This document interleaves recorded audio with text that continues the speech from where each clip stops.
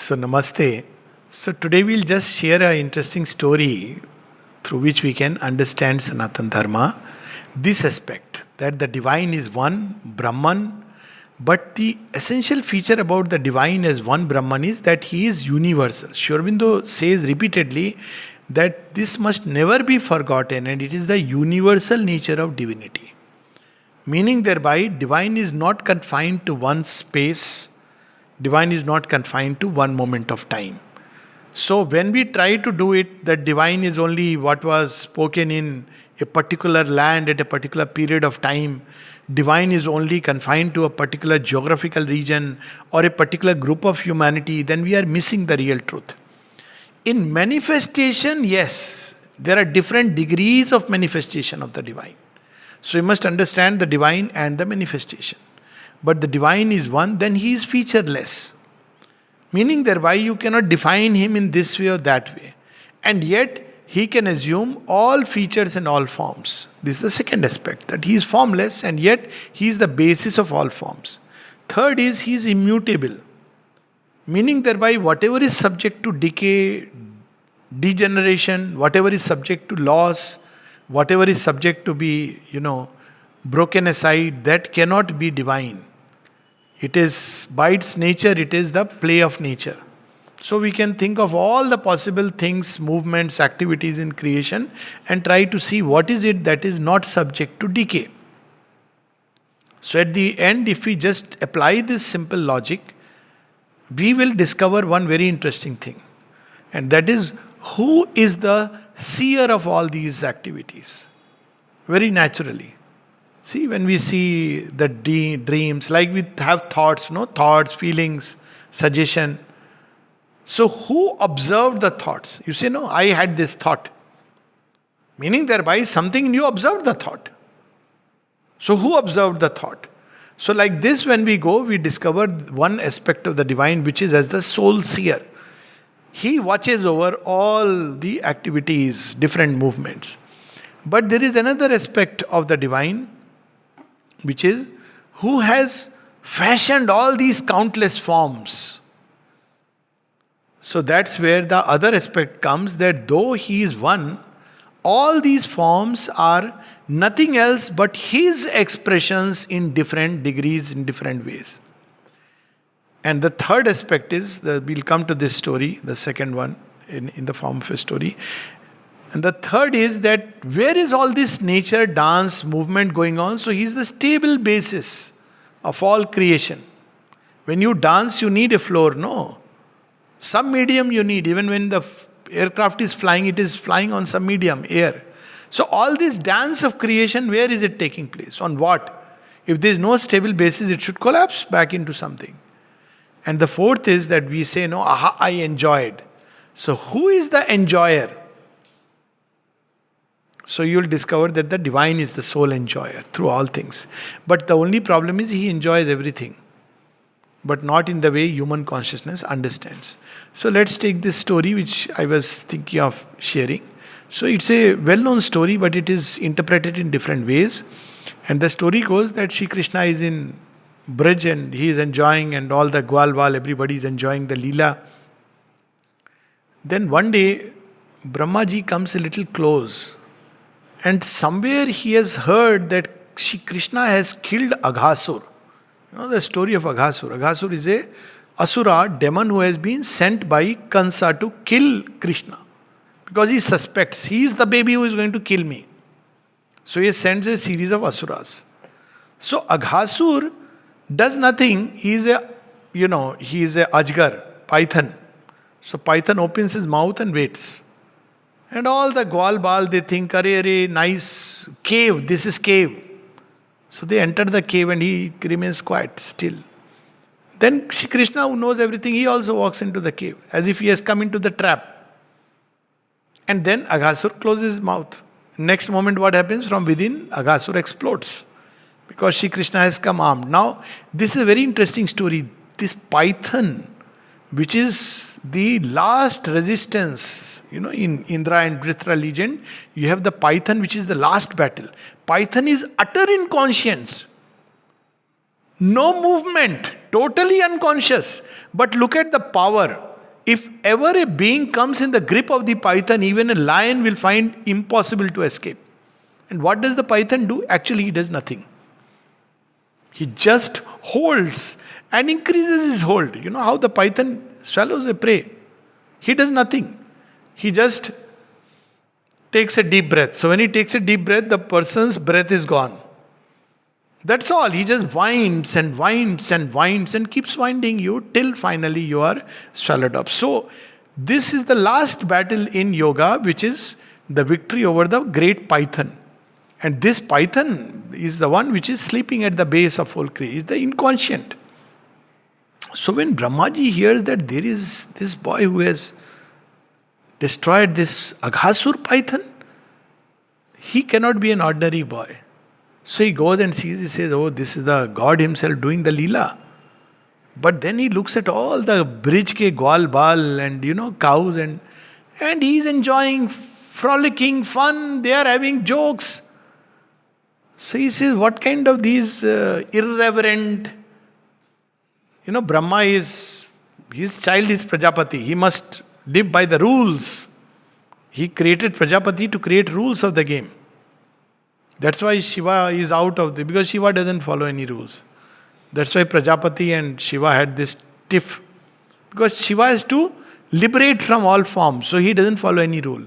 Who maintains the rule? Lord Vishnu, Dharma. Okay, you have made the rule, but within your rule, there will be people who will find out legal loopholes. And there will be a dharma. So I have to come and restore the dharma. So I'll play by the rules of the game and yet I will change it. So that's how, he comes. So he sees and he says, what is this irreverent behavior? This is not how you are supposed to behave towards God. So he does a trick. And when Krishna is a little away with his flute and he is absorbed in his beatitude, Brahma comes and steals the cows and Gwalbal and hides them. He said, now let's have some fun. But he doesn't know this fun is going to be at his expense. So he hides them and comes. Where does he hide? He hides them in Brahmalok, from where they have originated. So he can carry them back. So he hides them. So when he comes back, there is that moment, goes and comes back. He sees Krishna is playing the flute and all of them are there, enjoying. He is a bit confused that who are these? Exactly same. I haven't made them. How did they come into existence? So he says, let me observe, like a scientist. So he observes, he can't make out even a little difference except one thing. And that one thing is that suddenly in Braj Bhumi there is a lot of joy and affection. Everybody is feeling very affectionate towards each other. All the parents, they are feeling over affectionate toward the child. Children are feeling over affectionate towards each other. He says, this change I can notice, inner change. Forms I have made, but the consciousness that is animating is different. See, this is the meaning of the story. Normally its interpretation is just very different. So I am simultaneously interpreting. That form is the same, but the consciousness can be of two kinds. This is the story. Of course, later on, Brahmaji, when he goes back and forth, at the end he says, what is the problem? So he goes back. At one point, Shri Krishna says, okay, I'll show you now the ultimate Leela. So when Brahmaji goes back, he says, on his seat there is another Brahma sitting there. He doesn't know, I am the real one or the duplicate. So he goes and falls at the feet of Hari, and then he sees that all these Gwalbals are none else but Hari. Nikhil Brahmand mein ek to hi Hari. So then he sees, bows down, then he sees there are thousands of Brahmas. Because in each Brahmand, we see only one universe. There are many Brahmands in which there are thousands of Brahmas. So he is utterly humbled and goes back, says, your Leela is beyond. But the story is very interesting. One is that the divine, out of his own being, creates all these multiple beings. We are all Chinna divine. Little divinities. We are all miniature Krishnas. Bal Gopal. What is Bal Gopal? Bal Gopal is the psychic being in man. That is the miniature Krishna. Where is he born? In the prison house of Kansa, the ego. Where does he grow up? To grow up, he has to go into, there is a inner being in which there are energies of the Lord which help it to grow. Lot of challenges will come.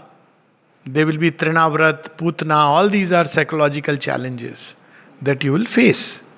Putna, who comes in the form of a lure of a mama, but is actually giving you not milk but poison. All the asuras you can, Trinavrat, passion, it will just drive you crazy. All this will happen, but Krishna keeps growing. That is a problem. Only one problem. Everything happens, but Krishna is not killed. The psychic being you cannot kill. It will grow through every experience till it is ready for the final battle, which is with its own ego, Kansa. So this is the story of Balakrishna. So everybody has within him that aspect of Krishna. That is why Shri Krishna declares, Mame Vansha.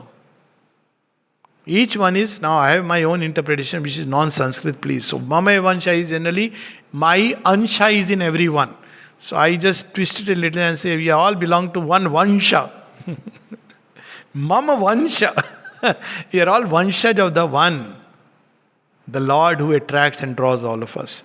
So all this multiplicity is expression and expansion of the one. But there is a difference. We can play the game in avidya. Brahma is creating this creation in the ignorance, the world of ignorance. So Wal don't know. They are drawn to Krishna, but they don't know that they are Krishna himself. So sometimes they fight, sometimes they are happy, they enjoy. But this is the creation of Brahma which is in ignorance. But there is another creation which the Lord is capable of doing it. And that is the creation in Vidya, where everyone is conscious in the inner level that though the forms are different, we are all Krishna. These are the two states. Now I go to interpret this story still further. So what is the condition? Condition is all these beings must first go to Brahmalok. See, this is how it goes.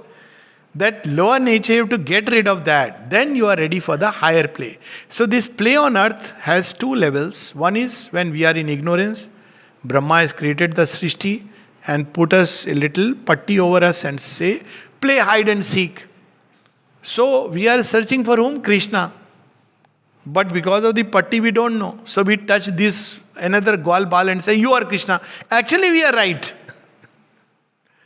We are not wrong, utterly wrong. But because we are deceived by the form, when the patti is, oh, you are not Krishna, you are my friend. No, I am looking for Krishna. Again the patti. Again you find somebody.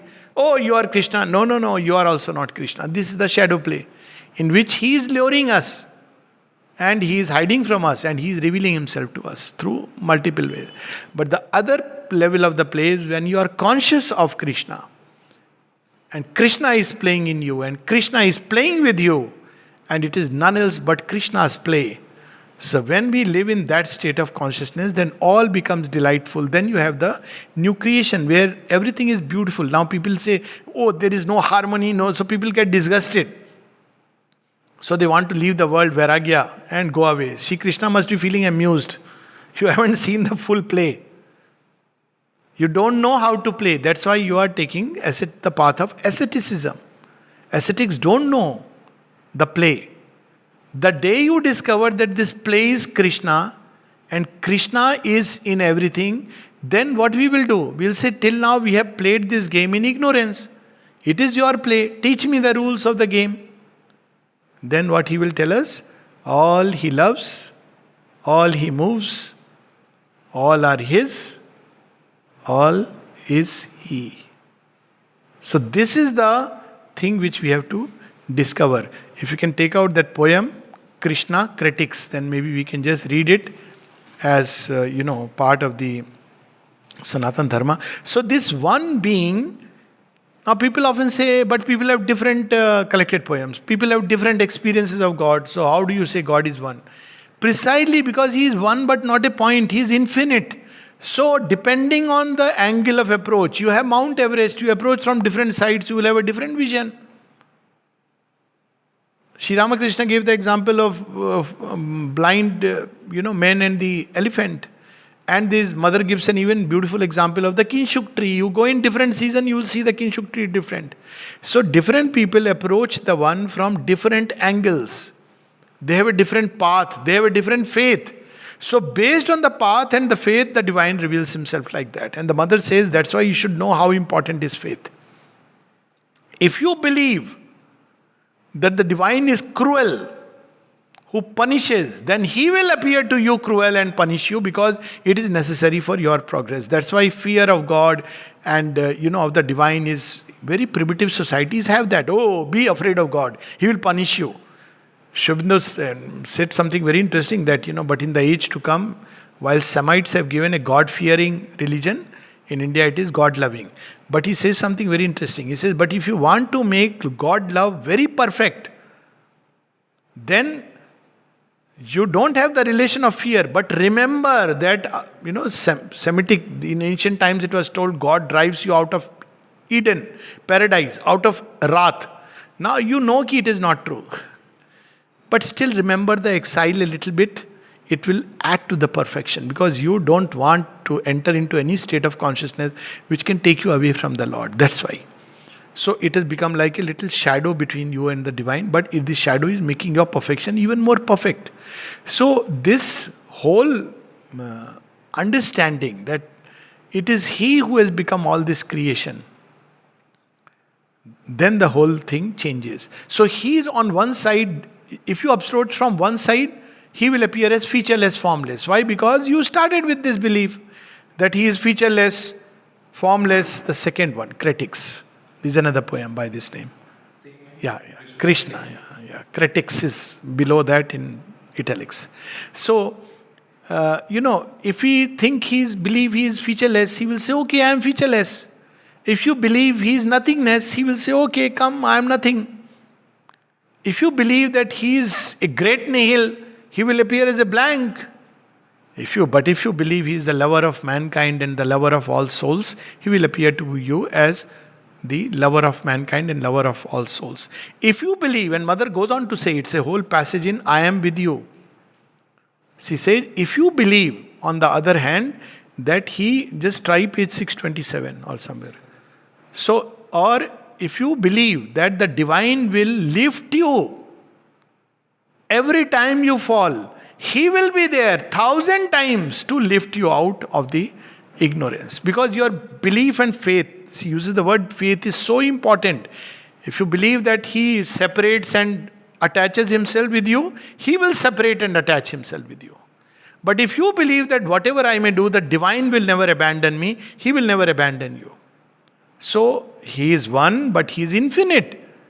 Whatever is your path, that's why when Arjuna says, they also climb, I see them climbing on the hill, these Gyanis, they look like rock climbers, very impressive. But you are telling me surrender, surrender, surrender. What is this? So Krishna says, yeah, they are also going to reach me. So what is the difference? He says, the problem is they don't enjoy the way. So, what do you mean? I'll take you. I have a shortcut. I have a helicopter. I'll come with you. We'll have nice storytelling on the way and we'll reach there. We'll reach same place and we will reach faster. But they are very egoistic fellows, no? So they think, my mind. So because they don't believe that God can help them, terribly egoistic fellows, so I tell them, go. Ultimately, I only help them. But they don't acknowledge, they don't understand. They think, I with my effort. So this is the difference. So based on our faith, we advance. So we read this, which is about, it is the, ultimate, what is that reality which is hidden behind creation.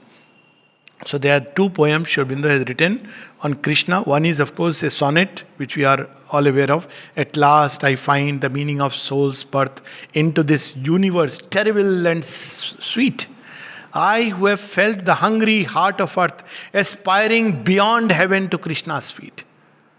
It's a very powerful poem. And at the end he says, all nature is a wide enamored pause, hoping its lot to touch, to clasp, to be. But this is a different one. There he says that nature throbs in me fulfilled at last. But here this is a very powerful one, that what is God? So, Sri Aurobindo, your philosophies, but Of course, philosophies are very boring. They are all fit for boring people who are. But we are seekers of Anandamay, so let us understand. No, it's okay. I mean, if somebody wants to seek him that way, it's fine. But when Sri Aurobindo and the mother themselves have said that he is the being, then why should we not listen to them? This is another poem Krishna Sri Aurobindo has written. Oh, immense light and thou, O spirit wide, boundless space, whom have you clasped and hid? Deathless limbs, gloried face. Oh, this immense light which I see in this whole universe, which has lit up the stars, the suns, the galaxies, many of them million times brighter than our own sun. Since time sempiternal, who is hidden inside it? I see blank space. Who is hidden inside this tremendous display of light? It is display of light if you look at it like this. Look at the galaxy Milky Way. My God, concentrated light. And in the galaxy there are stars which are 1,000 times brighter than our sun. Can we imagine that? And they are drifting in space. So he says, whom have you hid? Deathless limbed, gloried face. Is there a face behind there? Out there? Is there a glory of glories? Vainly lies space and time. Void are we, there is none. So space and time answer, no. We are the ones. Vainly lie space and time. Void are we, there is none. Vainly strive self and world, crying, I alone. In this universe, play of time and space, I am alone. No God to help you. Nobody. Then he gives the answer. Now Sri Aurobindo tells us, one is there. Self of self. From where does the sense of this little self comes? Because there is one great self. All selfhood comes from the one self. All existence comes from the one supreme existence. All consciousness is born out of the one supreme consciousness. All force is born out of the one ultimate power, and all joy is born out of the one supreme bliss. But that is infinite Satchidananda. Here it is finite. Therefore it seeks infinity. So therefore finite Satchidananda is not happy. Finiteness of experience. There is nothing like a finite Satchidananda. But in the grasp of nature only this much comes. So it wants more. So it tries to expand horizontally through desire. But it cannot, because it keeps expanding. So the other way is vertical ascension. Through aspiration you discover the one Satchidananda who is in all things.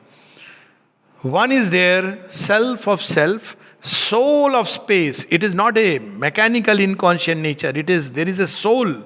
It is living. Fount of time, one from whose feet time is flowing.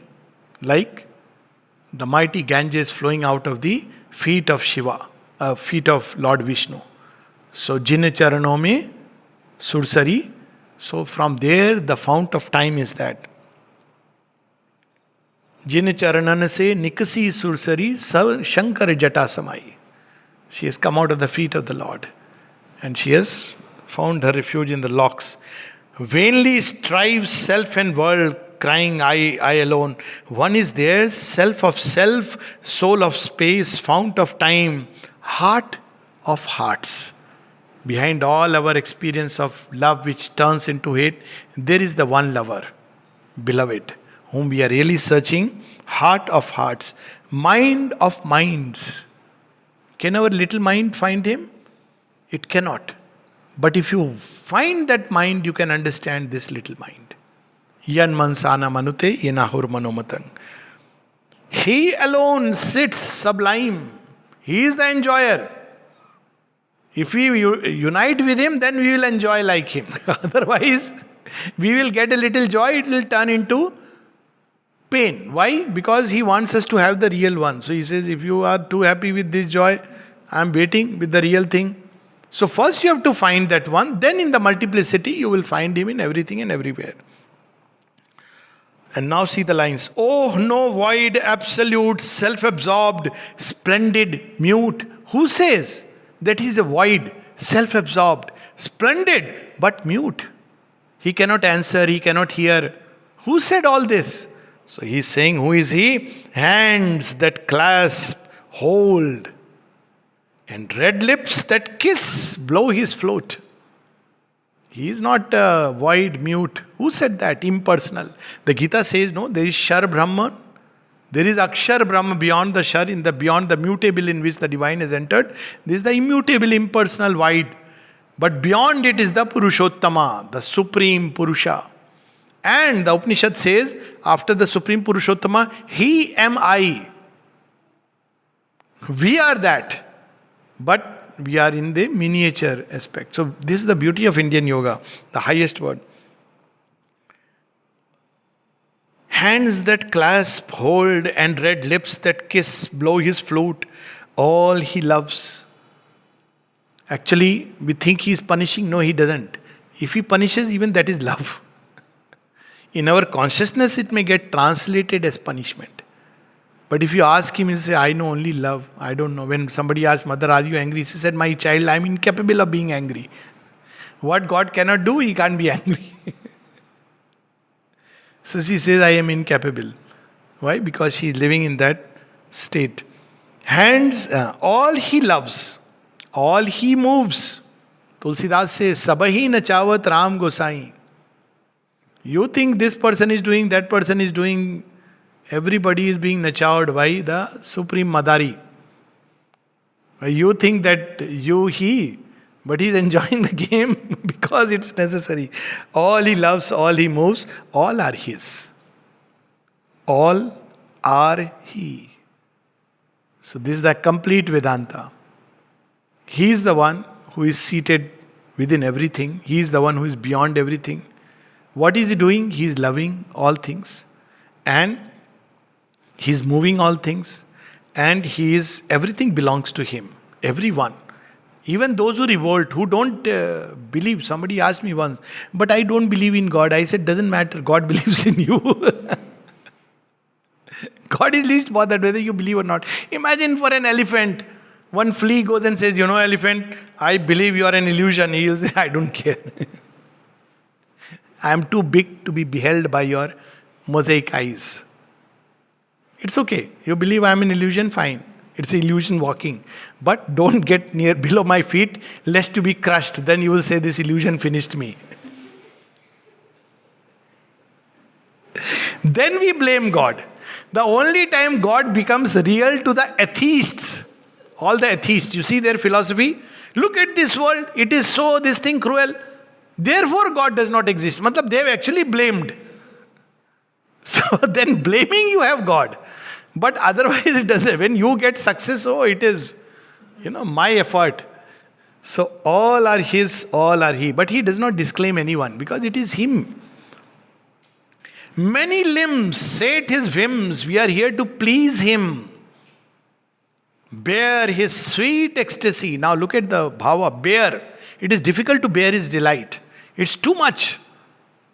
That's why Sri Aurobindo says in Savitri, hard it is to bear the Eterno's touch. Hard is for the mortal to bear the Eterno's touch. It's assault of sweetness and fire. It's assault and intolerance. Too much sweetness, you can't bear it. So, but that's he. Many limbs sate his whims, bear his sweet ecstasy. Two in one. Two who know difference, rich in sense. Two to clasp. One to be this his strange mystery. Now, who are these two? Now, this has been explained in different ways. I have a mind to say, let it remain a mystery, discover, because I discovered it like that. Initially, I used to feel it is the Ishvara and his Shakti. So, it is Radha and Krishna. Then he revealed, no, it is not that. So, I said, what is it? Creation and the creator. For some time, I remained with this idea, creation and creator. After some time, he said, no, this is not the truth. I said, what is the truth? Then one day it dawned suddenly. Then I knew, yes, that's it. So, who are these two? Because the poem is named Krishna. Who is this Krishna? Is he the cowherd's boy of Vrindavan, seeing whom Brahma was also deluded that he is a mortal human being? The avatar, the most perfect avatar ever manifested, if you look at from that standpoint, he is from the future.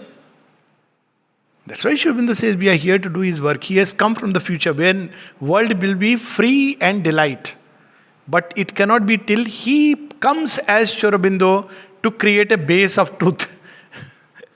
So that's why he says he came early. But world is not ready. It is still in ignorance, desired. So after him, Buddha came. He said, no, wait.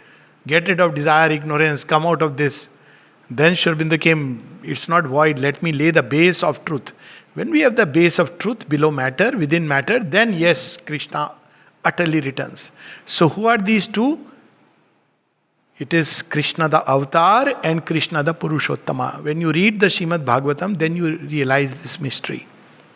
It is the same Krishna who is the Supreme Being, who assumes the form of Krishna as the Avatar.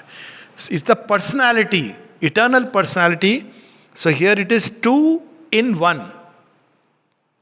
And where does the clue come from? With Divine Mother. What does Sri Aurobindo say?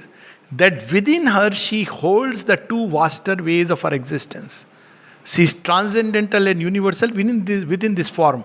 Now people get deluded. They say he is talking about mother, it doesn't matter, it's not about this mother, it's all about inside. This is the mistake that Brahma had done.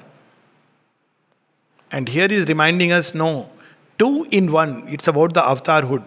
Two who know difference, rich in sense. They are one, yet the difference, this Krishna has come in time and space and context and for a particular work. Two to clasp, one to be. When you become one with this Krishna, you discover that Purushottama. But two to clasp. You do Krishna puja and all that, but equally you can go to the Supreme Being in a different way. Two to clasp, and depending on how you go, he will reveal himself. Two to clasp, one to be, this his strange mystery. Namaste.